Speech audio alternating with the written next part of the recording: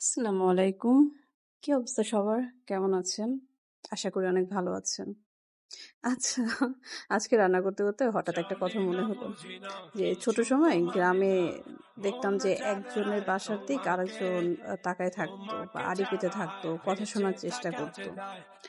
এখন না মানে রিয়াল লাইফ ওই জিনিসটা কমে গেছে। এখন হচ্ছে Facebook বা Instagram বা TikTok বা হচ্ছে অন্য কোনো সোশ্যাল মিডিয়া অ্যাক্টিভিটিস।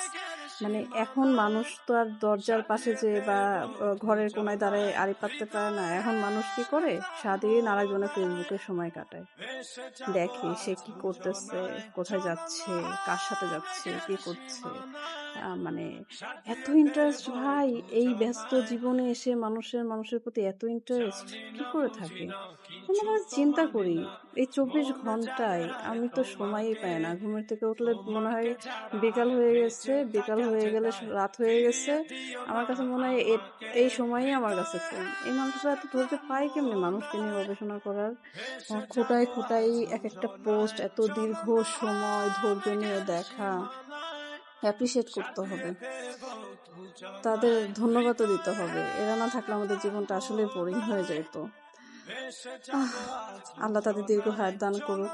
আর এইভাবে পিছনে লেগে থাকুক। এরা পিছনে লেগে আছে দেখে জীবনে এত বিনোদন। এইসব মানুষকে ধন্যবাদ দিয়ে ছোট করব না। আরো লেগে থাকেন পিছনে। ধন্যবাদ।